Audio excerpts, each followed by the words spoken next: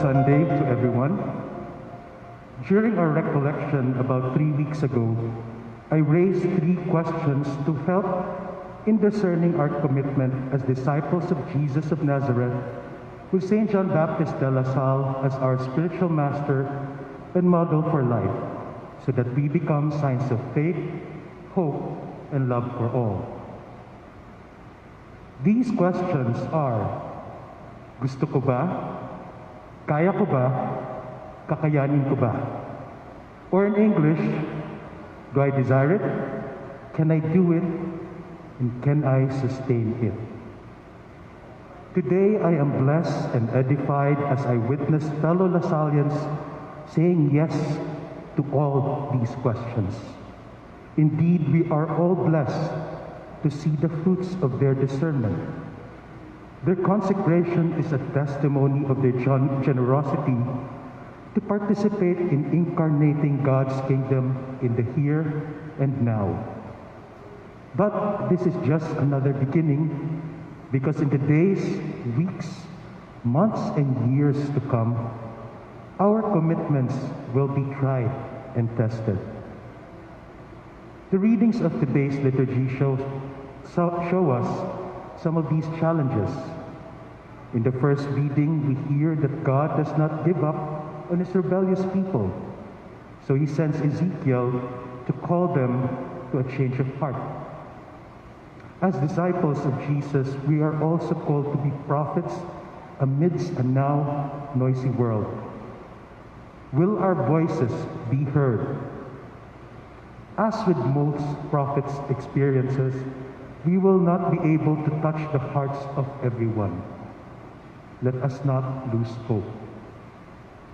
In the Gospel, we find Jesus rejected in his hometown, and we wonder why, given that he is already famous for his wondrous deeds. Sometimes it is those who know us, those who are familiar with us, our families, friends, colleagues, and our communities that can pose as a challenge in sustaining our commitment. As we grow in our faith, sometimes the people around us do not want us to change because it will force them also to change.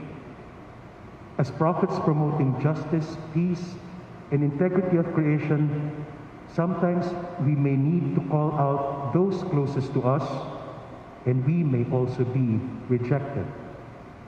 Let us not lose hope.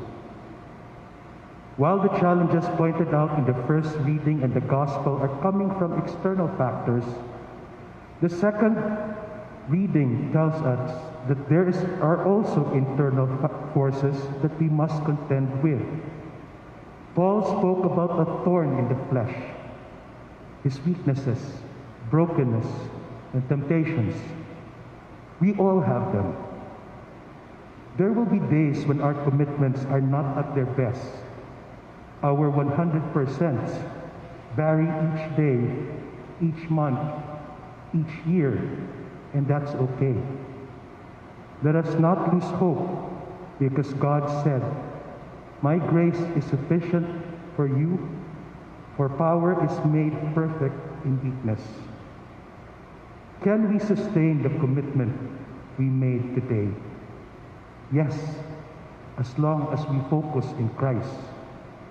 As we said in the responsorial psalm, our eyes are fixed on the Lord, pleading for his mercy. Like Paul, we shall say, "I am content with weaknesses, insults, hardships, persecutions, and constraints for the sake of Christ. For when I am weak, then I am strong." What is most important today, fellow Lasallians, is that we made a commitment. We said yes, and we made ourselves available to do God's work. Let me end with the same words of Neil Maxwell that I shared during our recollection. God does not begin by asking us about our ability, but only about our availability. If we then prove our dependability, he will increase our capability.